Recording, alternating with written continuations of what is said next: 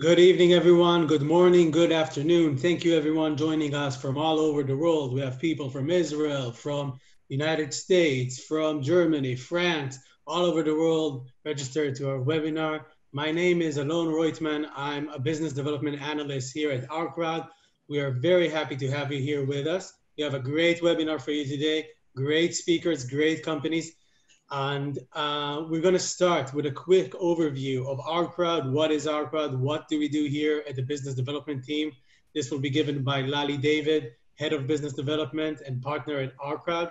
Then it will be followed by a quick presentation of Dan Fischel. Dan is a VP of business development here at OurCrowd and leads OurCrowd Innovate. He's going to tell you everything about it.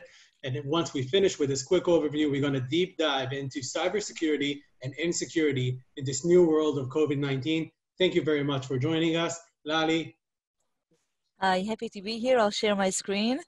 Hi, everyone. I'm going to give a very quick overview of OurCrowd. Most of you are in touch with us and familiar with us. We're the most active investor in Israel. It's a unique hybrid venture platform that works in a different way than other venture investors. We look at different deals just like any other investor, and then we choose to invest in a deal and we open the deal to our crowd of investors. The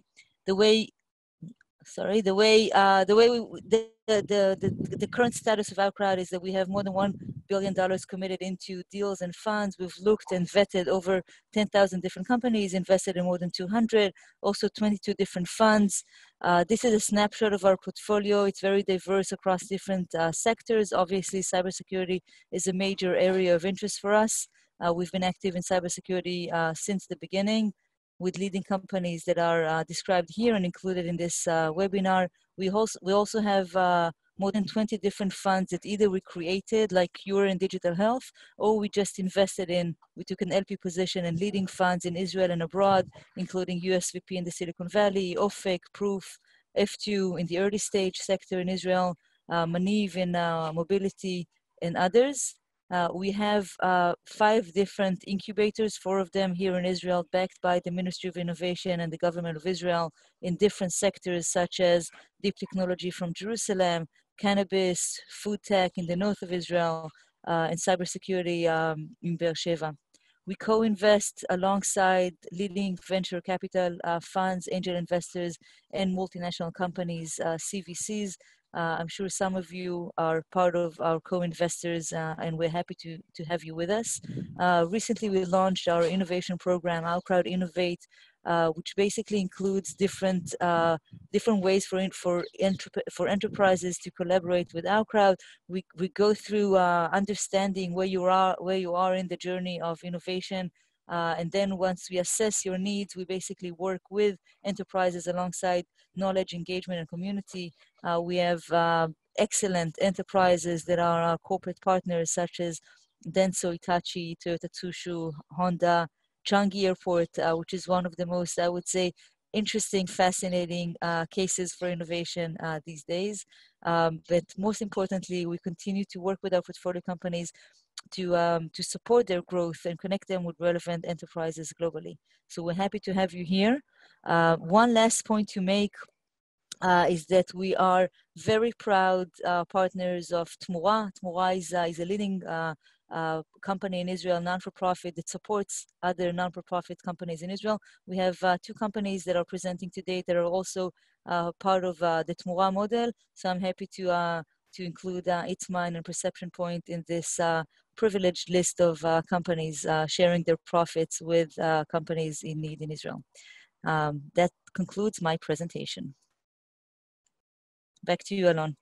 Thank you very much, Lali. This was super interesting. The next speaker will be Ido Helstock, who is the Chief Product Officer at Hubsecurity.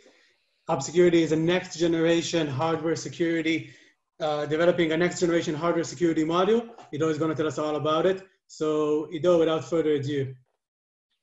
Thanks a lot. Can you see my screen? Okay. We see it, and we want to hear what you have to say. Great. Ido, Chief Product Officer at Hubsecurity. It's really great to be here, and thanks OurCrowd for the invitation.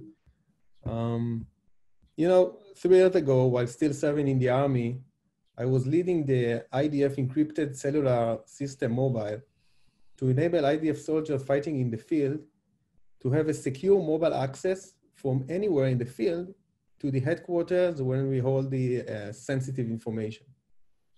One major challenge we had is to enable that by running over public and non-secure mobile networks, which is a huge challenge. And what I've learned from that amazing project is that to enable that, you must have full trust in all the layers. So enable to deliver a real trust in what you hold in your hand. It's not enough to have like a perfect software, but it must run on a secure environment that you trust. You know, of course, for every use case, you should match the specific solution and the specific cyber protection. And you might have using today some standard VPNs or firewalls to protect private information or some business information. But when it gets to the real critical stuff, the important stuff, then you need a really good solution. And we see today COVID-19 takes CISOs challenges to the extreme. When everyone suddenly starting to work from home remotely, even decision makers like CEOs, financial officers, bank officials, you know, even government officials are enforced to work from home, from their home PCs and mobile, and to take decisions 24 hours. So it's not surprising to see phishing attacks grow exponentially, like phishing pandemic, because hackers are always looking for the weakest link in the chain. And it's much more easy to hack your home PC, the CEO home PC, than to hack the organization network. Because in your home, even your child might download a Chrome extension. It can result in loss of millions of dollars. And you probably are using your home PC and with an unpatched software and all firmware that hackers might exploit easily. Easy target. So there are multiple vulnerabilities and attack vectors for hackers these days. They can steal your keys, they can steal your credential, SSH keys, but maybe to focus on one place that you might even didn't think is a risky place, and it's your PC or mobile screen. So the display is easily hacked. So think of it that what you see on the screen is not necessarily the reality. Hacker might change $100 million transaction to $100 transaction. And you as the signer, you will approve it. And you'll know only after it will finish. So this is the cool stuff in those kinds of attacks, that one single mistake or one single hack can kill your company eventually. If it's a transfer of funds or purchase or admin that enable access to some sensitive database, that can kill your company. So what are we doing with that, and how do we solve that? We've built a secure platform, which built on two edges. One, it's our Vault HSM, which holds the secrets of the company in the backend, or in the cloud or on-premise. And second part is the mini HSM, which our unique hardware device that literally we are extending the root of trust of the organization to the user's hand. So it's actually like hardware VPN from the end user to the company's backend. And you can think of John and Ben as bank managers. One is in New York and one in London. And let me show you how it works easily to connect those devices and perform a financial transaction. So here you can see on the left, mini HSM of Ben, and he's using his mobile device, which we basically don't trust. So it can be totally hacked. But what he sees on the screen, on the display, that's what matters. And that's no one can change, and you'll see in a minute, that message now generated by the HSM in the backend. So it's signed and encrypted end-to-end to Ben's screen and device. So now he signed it, it goes back to the backend HSM, and his manager, John, which is in Zurich right now, got the notification and a specific approval for him to sign the specific data that is here on display. So in 30 seconds, our Vault HSM enforce specific policy in the bank, for example, to allow hardware security end-to-end. That's it. Transaction completed. So what's amazing in that Ben and John can do any kind of transaction approval from anywhere in the world without no one can attack it. So we don't trust any VPNs or firewalls. From our point of view, we assume that all mobiles and PCs are totally hacked. And maybe to wrap it up, what we are doing really good in HSMs, we run algorithms in firmware. So our HSM is very flexible, programmable, that enables our client to run full application inside the secure enclave. We don't just hold secrets and keys, but we enable to run full application, like masking the application in a cloud environment or on-premise environment, like our policy engine, for example. It's a full application that runs inside the secure enclave to protect from any kind of external attacks. We are building our hardware in-house, fits to the FIPS level 4 certification, the highest level for the certification. And one cool stuff for the finish, that's our self-destruct mode. What's going on when someone is trying to hack our devices? That's what we are doing. So we are doing some good stuff in our lab. And if you have some more questions, if you find it interesting, you are more welcome to connect, and we'll assist. Thanks. Wow, Ido. I now know that if there's any secret I want to pass throughout the world, I'm going to use Hubsecurity. That's for sure. And of course, if you'd like an introduction to Hubsecurity, you'll be able to ask for one when we will send you the follow-up to this webinar with the recording, so feel free to do so. Our next speaker is Andrew Homer, VP Marketing and BizDev at Morphisec. Morphisec developed a cyber solution that outsmarts hackers. Andrew's going to tell us all about it. Andrew. Can you see it? Yes. I'm moving the slides for you. Just give me a cue when you want a new slide. Okay, so you can cue to the new slide. Thank you for joining, everyone. It wouldn't be a true Zoom meeting if we weren't having technical difficulties, right? So I hope you're all well. I'm going to take a brief moment to introduce Morphisec and discuss the environment related to COVID-19 as we're seeing it. So to kick things off, Morphisec is among the largest cybersecurity companies deployed on over 5 million endpoints today. We prevent the advanced attacks that are built to bypass detection. And by that, I'm talking about the fileless attacks, the evasive malware, exploits, 0 days. These are the most dangerous attacks that contribute to most of the successful breaches that we see and read about in the news today.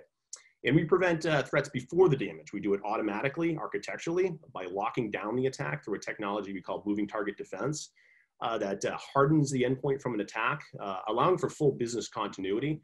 And I'll describe a little bit more about the technology behind that. We provide protection across workstations, servers, VDIs, cloud workloads, and through our integrations with Microsoft, AWS, and VMware. So I'm presuming I'm sharing my screen here. So you should see embracing securing remote workforce. Let me pivot to this discussion here. Last couple months, been having a lot of conversations with customers, and the initial sudden shift to remote workforce. Many organizations are really in the stages of trying to figure it out as they go. Home networks and PCs inherently insecure, trying to figure out how to just authenticate, how to encrypt their data, the basic fundamentals in this first wave. And now we're having to figure out how to, for example, secure Zoom for our privileged users, for our CFOs and CEOs, and how to enable various security protocols, just to allow folks to do their jobs. And meanwhile, it's created an opportunity for the threat actors preying on this disruption. And we've seen a massive spike in the level of COVID-19 targeted campaigns, particularly spear phishing. But the key part is now that we're emerging to this new normal from this crisis, the way we work is going to change forever, right? It's also changing our security mindsets in parallel, right? and the next wave of this adjustment that moves from a reactionary detection defense to a more proactive prevention defense posture. And I think this last point here in the slide is equally important and sometimes overlooked. We need to strike a balance between employees' productivity and being able to do their work in a non-disruptive fashion in security. And this is sometimes even more important than anything else. And so, these times provide us the ability to take a step back, formulate a blueprint plan for this next wave, to set a strategy around proactive prevention. And I'll talk a little bit about enabling technology that we have, like I mentioned, moving target defense, that simplifies productivity, also creates a huge boost in security. So click, there's another slide here if I'm not sharing. It's also important, as we take a step back, which is, why we need to reassess these three main elements of the security architecture here that you see in the slide, each playing a role in both risk and cost. We have prevention, detection, and remediation. And we intuitively know that prevention, by far the most important layer for the defender to reduce their risk, stopping a breach before infiltration, rather than these costly firefighting steps of detection and remediation.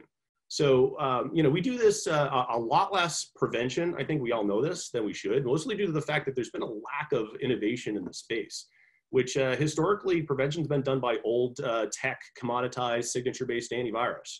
And so we've fallen back into an EDR, a detection and remediation steps. But in this layer, we have to rely on behavioral probabilistic techniques. And let's not forget the human element to this, to actually operate in the complexity of these tools. And worse, even once you detect something malicious, it's already doing damage. It's already in your network. It's already on the endpoint. And remediation then really truly becomes a fire drill to mitigate the damage. And so this next slide, so Morphisec's goal is to restore a focus on prevention, to put it in its rightful place. The biggest innovation leap that we've invented with moving target defense in the last 10 years.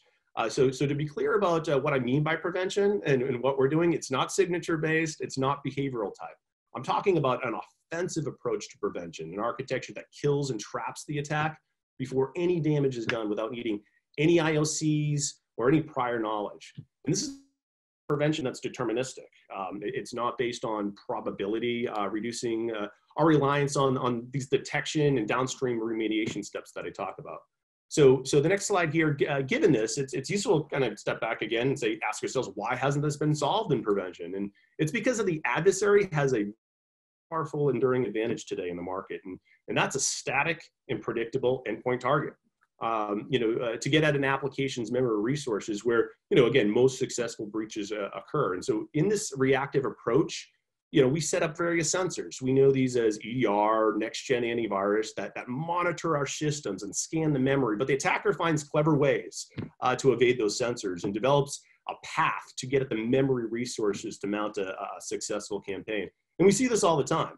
And so, in this next slide, in the static model, the attacker has all the time in the world to study our weaknesses, right? And so our reliance on the status quo tools has made our defenses really very reactionary. And so, in fact, this weakness was first coined by our strategic partner, the Department of Homeland Security. What the DHS said is a static nature of the systems makes them easy to attack and hard to defend. I mean, makes sense, right? In the physical battlefield, they're constantly moving critical assets away in a non-predictable way as part of their fundamental defense strategy. And so, this has become the basis of Morphisec strategy with moving target defense. Our approach is simply to say, well, if the attacker's advantage is predictability of a static target, we've stepped in and we've taken away the attacker's advantage by making those critical assets unpredictable and dynamic. And so, what the attacker does when it meets its expected target, expecting to find the various memory resources, we morph them. And we morph them in a whole new structure, and suddenly the attack, hits the original memory stub as a trap and crashes the attack. And we do it automatically, pre-execution, without needing analysts or human involvement. So that's a true essence of moving target defense, to make those assets dynamic and unpredictable. And it shifts this advantage over to the defender with an offensive, proactive approach to protection. So in summary here, a proactive prevention strategy based on moving target defense truly has become a business enabler for work from home in particular as we reevaluate our security posture, our blueprint. It's incredibly effective at preventing the most dangerous fileless attacks, evasive malware, 0 days, the unknown attacks, and stopping the attacks again instantly, locking down the attack automatically, and ultimately reducing our risk by hardening the endpoint, but not at the cost of user productivity. This is very important for organizations. It's extremely simple to manage through our Security Center dashboard. We're integrated with Windows 10 Defender AV, so we pool everything through a single agent for a full protection stack. And also, operational savings. It's essentially instantaneous with a simple set it, forget it nature of our architecture and simplification of the endpoint stack as a whole.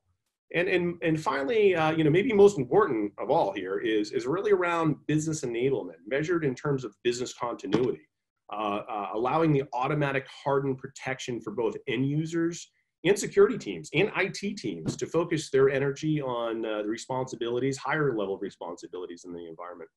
So with that, hopefully I squeaked into my 7 minutes, and thank you very much for your time, and look forward to answering your questions later on.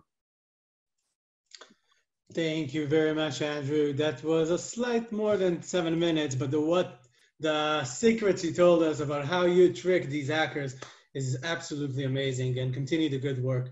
So I'm going to stop my screen now, and Omer Karmi, the VP Intelligence from Sixgill, is going to give us a sneak peek to some scary stuff, but also how we can remain protected from it. So without further ado, Omer Karmi, VP Intelligence at Sixgill.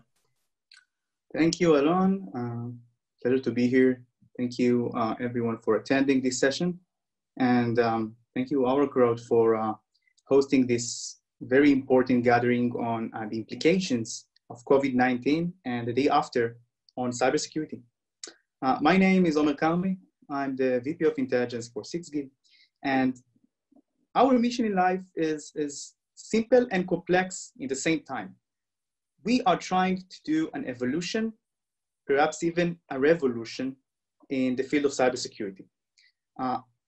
We believe that with the huge amounts of data today, and they are quite huge and they would be exponentially increasing in the next years, the only way to really cope with those huge amounts of data is by embracing full automation, enriching your data and your security operations with a lot of context, and providing actionability to everything. And when we are looking on our customers, their organizations, I think that the definition for a customer organization, definition for our organization has changed dramatically over the last few months. Everyone is working from home. Most of the country is still working from home. Everyone is using some kind of video conference tool to communicate remotely. And I think that the threat landscape, or as we call it, the threatscape, has really changed. I would say that in a very disturbing way that really challenges everyone around the table of cybersecurity.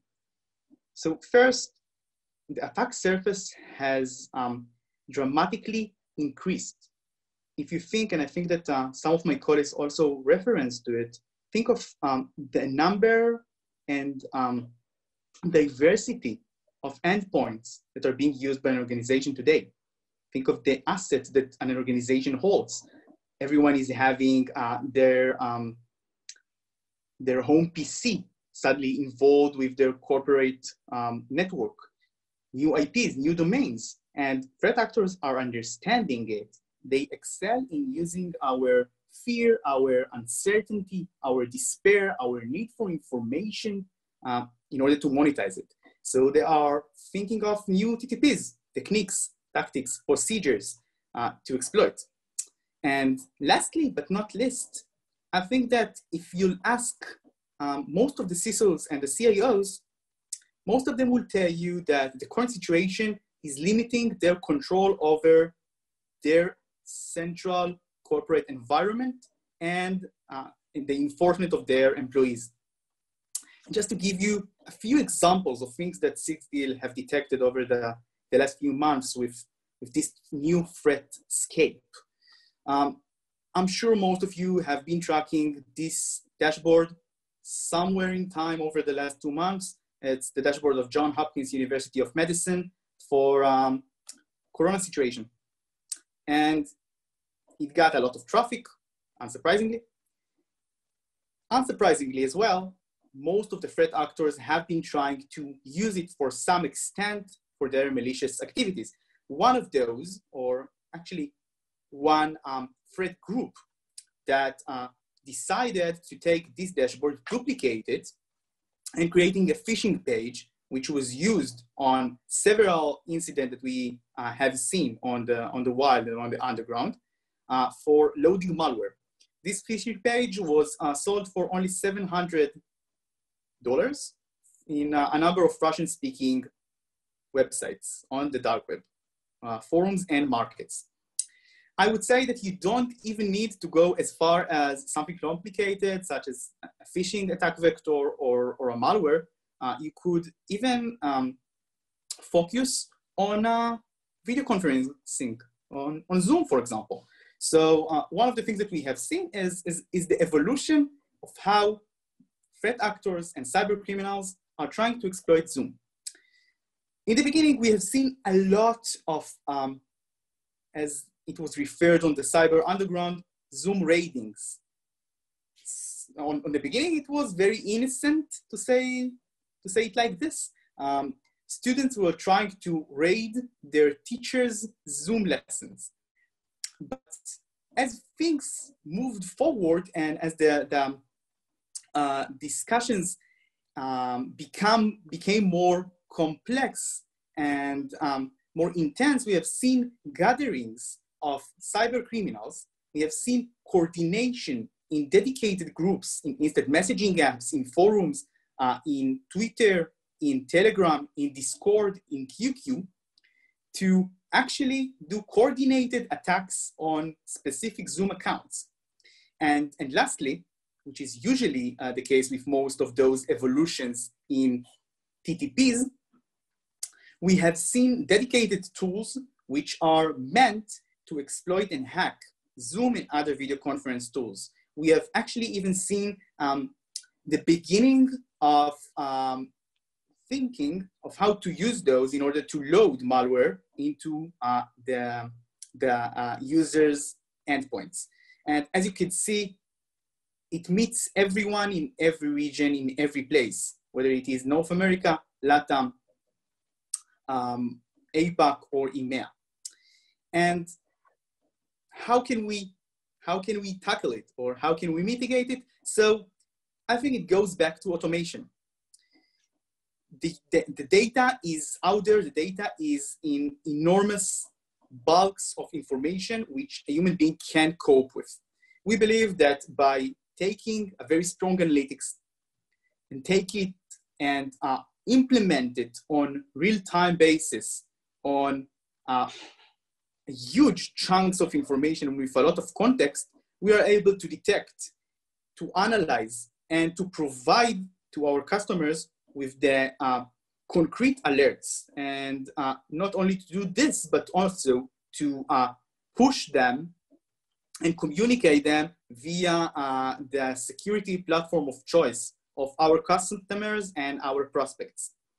We believe that that's the main way for a cybersecurity work to push forward and to enrich every single one of the security operations that are inside our corporates. Thank you very much for joining us today, and feel free to reach out either in the Q&A or separately later. Thank you.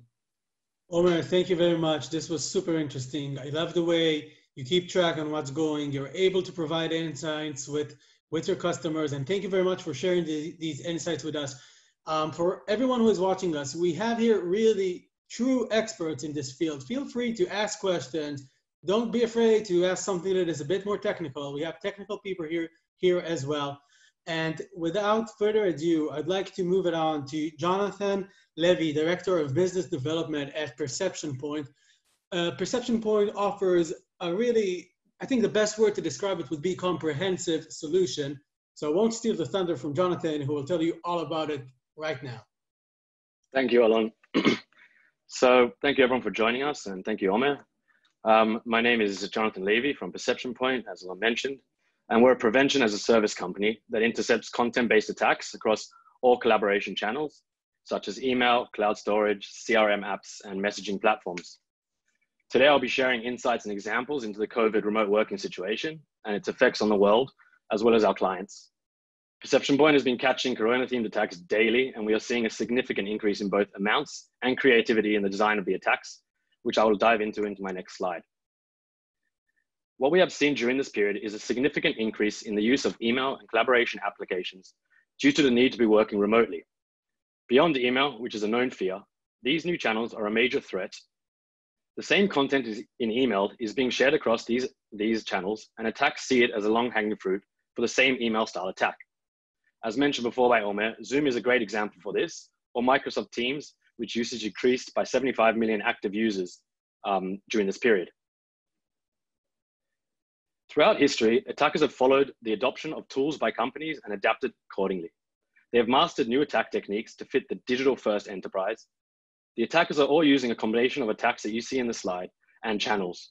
For example, a simple BEC attack is now a combination of malware and phishing, and every now and then we can see an executable file concealed within it.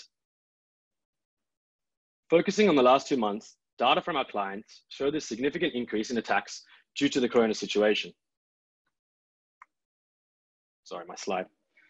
So focusing on the last 2 months, we can see the data on this slide. There's a significant increase in both the Corona situation, not only phishing attacks and BEC, which you can see 142% increase, but total incidents as a whole has rose to 93%. Not only are we seeing an increase in the amount of attacks, but also the use of COVID-19 as the backstory for them, to the phishing and BEC itself. We continue to see very cynical ways to trick employees that include new vaccine news, infected people at work, supporting funding, and all that are very skillfully to look like it came from a legitimate source, using domain spoofing, name spoofing, and so forth. As a result of the ever-expanding attack environment, Perception Point currently integrates seamlessly with the following collaboration channels in our clients to date: email, cloud storage, and collaboration. Let's look into a quick use case from one of our Fortune 500 companies who have us displayed on both SharePoint, OneDrive, and their teams. So what you see here is a client of 120,000 employees that did not have protection on the collaboration tools. Due to the Corona times and the sudden need for remote working, the client needed something. Jonathan, I'm sorry to interrupt. You said 100,000, right? Without protection. That was the number, right? 120,000, correct. Oh my God, 120,000 without protection. Remember that number. Okay, please continue. Thanks, Alon. So as you can see, in the first week on production of only a small amount of users, which you see on the right, we caught 9 malicious documents. Just imagine what kind of damage just one file like this can do floating around your cloud storage.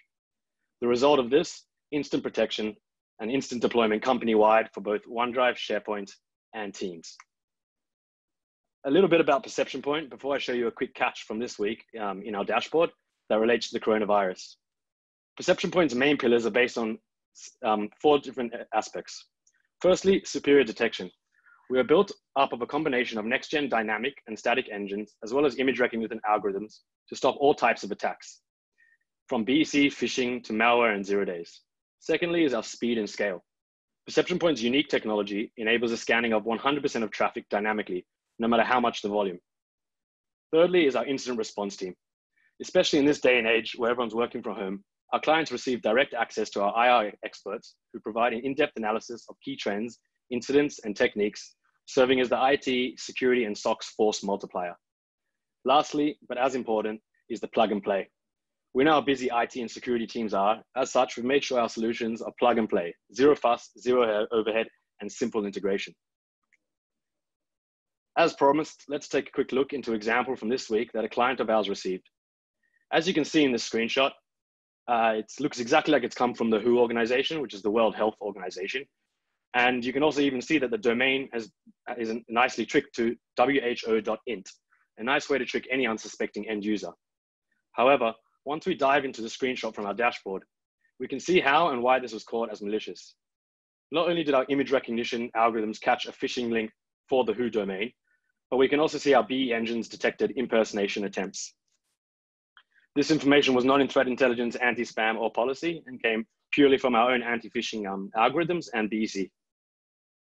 So that about wraps up everything we have today from Perception Point and the COVID-19 situation from our clients. Thank you, and back to you, Alon. Thank you very much, Jonathan. So comprehensive, we promise comprehensive, indeed it is. I just want to give a quick reminder. So far we heard from Ido Hellerstock from Hubsecurity and Andrew Homer from Morphisec and Omer Karmi from Sixgill. We just now finished listening to Jonathan Levy from Perception Point.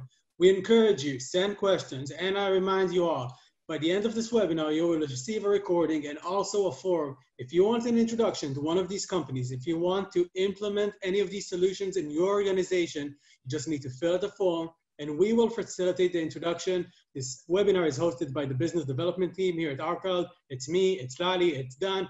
We will be the one handling these introductions. This is a this is the kind of the hands-on approach we take here. And now I'm gonna move it forward to our last speaker, who's gonna tell us, is gonna show us how his company really protects the data of your organization. That's Kfir Kimchi, the founder and CEO of ITsMine. And Kfir, so do you want to tell us what are you doing to prevent any kind of data loss of data? Yes, thank you very much, Alon. So first of all, we created what we called Beyond DLP. So in the last 3.5 years, we are working to basically change the data loss prevention and create what we call Beyond DLP. Because we're talking here about the latest changes that we had in the companies about the coronavirus, basically also the IT and of course the security teams was responsible to make people working from home in the last 2 months. And the goal was to move as much as we can and to make people to work from home and to allow the business to continue to work. However, that create several challenges and visibilities. Some of the things that we saw in this, in this time was really good. So we have one of our customers, one of the Blue Cross Blue Shields. They needed to actually change the way that they're doing their work, and they needed to take a project that been going slowly, like moving to the cloud, and they needed to finish with them in just 1 week. And that create, again, some challenges and some different approach of how do we want to look. And of course, we want the users to keep on going and keep on working while our policy need to change. So basically what we are doing with ITsMine, we are looking on 3 different vectors of attack. We are not, instead of the firewall, the EDR solution, the sandbox solution, we are looking when external attacker is already inside of the company. When the employee's router that they never change the password to it is being hacked. And now the attacker is sitting inside of the organization, basically have access to our data, trying to encrypt, change, delete, creating data loss, or data leakage, trying to steal our company data. We want to block them as soon as possible. However, they look like an irregular employee, and employees that we have to trust. We must trust them, but we need to verify. We need to verify because when people are leaving the company, they take sensitive data with them. Definitely now, when they don't know if they're going to come back to the same work, they might take sensitive data with them. When they take the sensitive data with them, we need hard evidence. We need to know exactly what the user is doing, and we also need to educate them. Just like we do with phishing attacks, that we want the users to know not to open up an email that is not sure about what it's doing. We want to do the same also for important files, only to touch the files they need. And of course, the last vector of attack that we need to help the users when they're using the most critical data of the company, we want them to know that they are now touching a very important data of the company, and to give them tips, how can they help to protect this data from leaving the company or to put it in the wrong places. So that's why we created the Beyond DLP, and specifically for this coronavirus, we created a new campaign that we call it, Do You Know Where Your Data Is? For this time, we are offering the data breach detection, the first step of the Beyond DLP, for free until this time is over, or for at least 2 months. The idea behind that is that we want to keep the visibility of the company. So the data breach detection will allow you to know on a data breach even beyond the company's boundaries, and to know about the data breach and to have the full forensics information about exactly what had happened in your company. The solution is implemented in a very simple step. When you're using Microsoft 365, Dropbox for Business, a Google Cloud, or your NetApp solution inside of the organization, or any file storage that you have, we will start by tracking the data that flows to it. We will create 2 virtual machines inside of the organization, no network changes, no need for endpoint agents that is installed on all the endpoint all the time, and we'll start monitoring this data.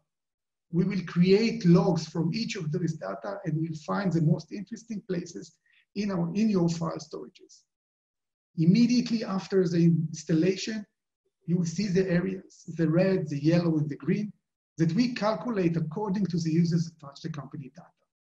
Every access of the user to a file, we will give it a score according to who is the user, what they're accessing it, and what is the access right of that folder. We will get immediately history. If it's a OneDrive, it can take several weeks. For Dropbox for Business, it can take years of information. And when we take this information, we start to create what we call virtual minefield. Immediately after we collected all these logs and create a heat map to find those red, yellow, and green, we start to create soft mines. Well-defined data that no one should access, and no one should download, and definitely outside of the company, no one should use this data. And when someone uses this data outside of the company, the file calls home. And when the file calls home, you immediately get an alert. The alert will tell us that this data was open outside of the company, and because we mark this data with unique identity number, and we change this minefield on a regular basis, we will be able to tell you immediately who took the data, where they took the data from, what other files they took with them. So we will know the potential data breach in seconds. With the integration that we have with Azure Information Protection, we will be able to remove the keys for these data even beyond company's boundaries. So once the user took data with him, and he opened up it in his home computer or his laptop, we will immediately know that this data breach actually happened, and we will be able to remove the keys from those files so they will not be available to anyone. So even beyond the company's boundaries, to know about the data breach and to protect. The last part is file GPS that is included in the data breach detection. We can create a GPS chip for any sensitive company data. And when this data is used outside the company, we will be able to know about it as well.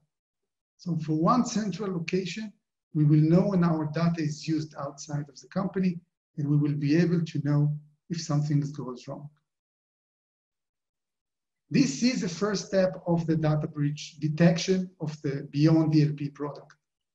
The second stage and the third stage will allow you to automatically protect the central file storages from external attackers and from rogue employees, and also to create the verification stage where we protect against employees.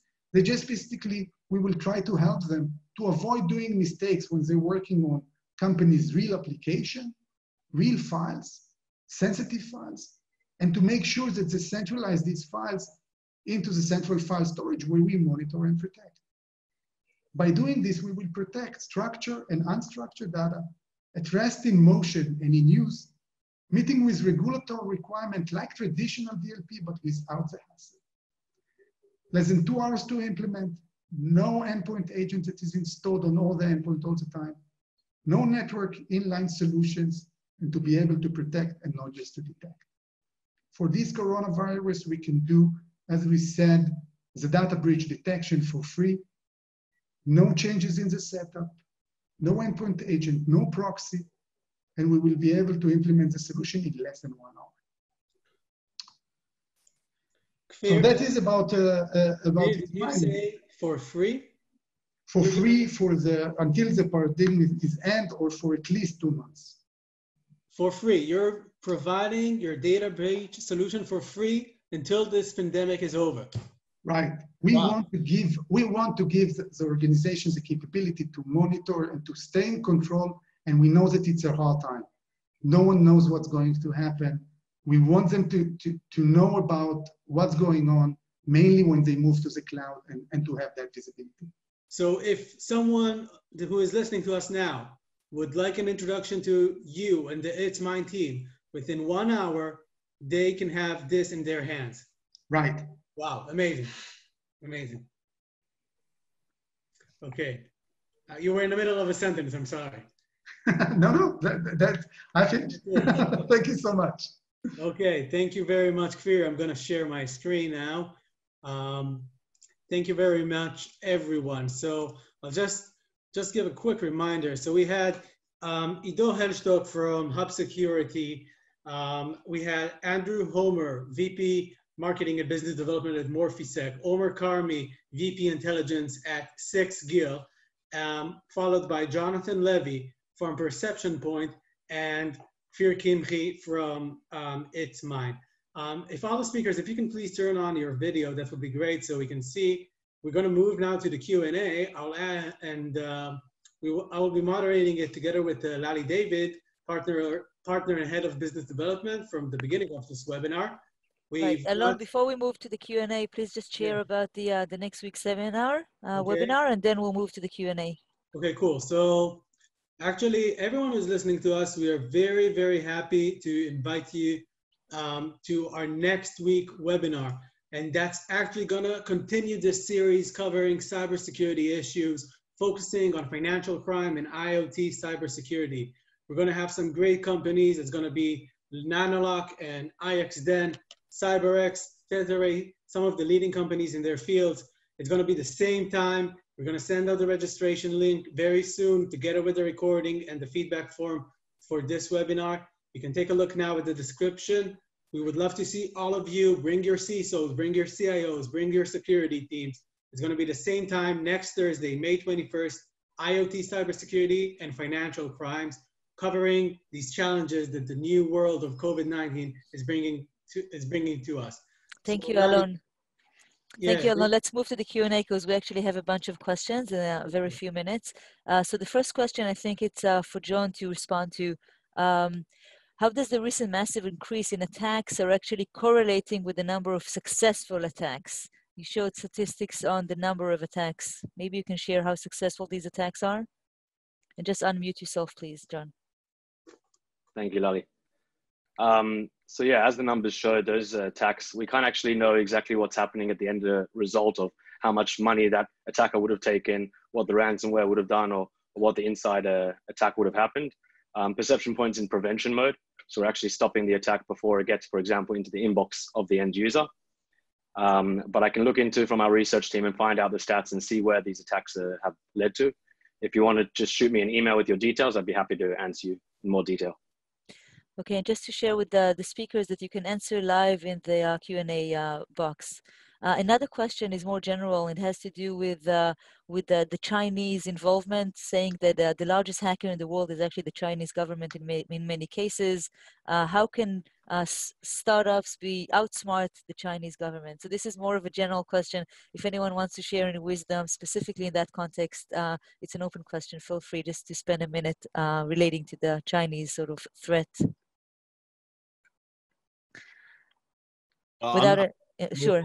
Hesitant to take a swipe at the Chinese. A little unfair. I think it goes for the sophistication of the adversary at large, right? I mean, they're one step ahead of us. And, you know, we're constantly trying to keep up, and it's a bit of a whack-a-mole.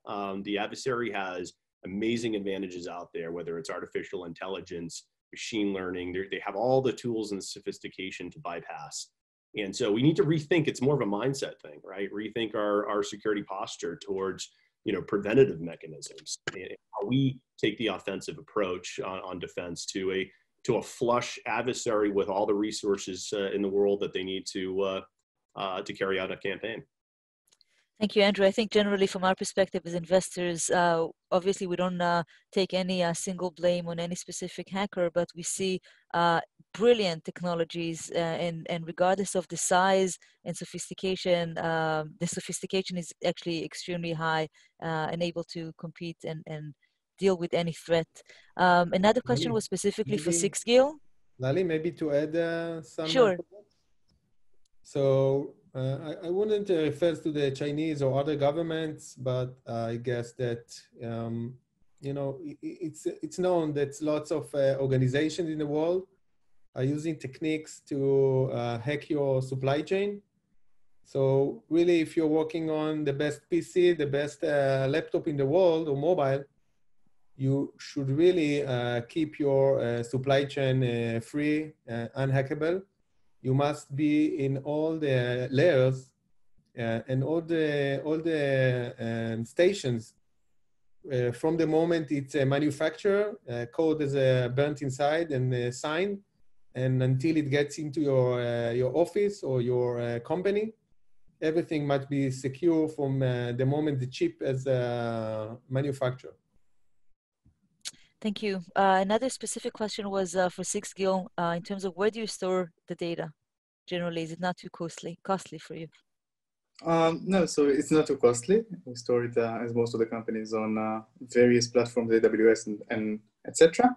But just to answer the last question also, I would say that while APTs, advanced persistent threats, state nations, are posing a major threat for everyone, most of statistics show that most of the attacks are actually threat actors who are not connected to any of those. So while probably blue chip companies, the 100 blue chip companies would probably meet most of those more advanced threat groups that are related to the nation states, I would say that most of the businesses around the world, including enterprises, but for sure SMEs and SMBs, would face the Russian underground, which is not related to the Russian government, but to the more financially motivated attacks. Most of them would face hacktivism, such as anonymous groups. So I would say that most of the organizations need to try to balance between those two threats and to act according to their risk posture. Thank you. I think maybe another general question that came up is, do these solutions are competitive or they're supplementary, whether it relates to data leakage prevention or otherwise? I'll just say from our perspective, again, as investors, we see these different technologies as supplementary, but more generally, we think that as investors, it's not that one solution takes care of everything. It's not one winner takes it all. There's room for different solutions. Each enterprise has different sensitivities and different specific issues. So we see a lot of complementary technologies included in our portfolio. Another question was about all of these solutions are for the enterprise. What about the people at the homes with smart devices? And we see more and more smart devices and more vulnerability as people are at home. And these are actually additional set of technologies that are being developed by different startups. And obviously we invest in these as well. And some will be included in the next webinar. I think that's about it. If anyone from the speakers want to give any final comments, otherwise, and one other point is that we already have users looking to use ITsMine. So we'll share the details of ITsMine afterwards in a follow-up email. Happy to have people benefiting from this technology and otherwise.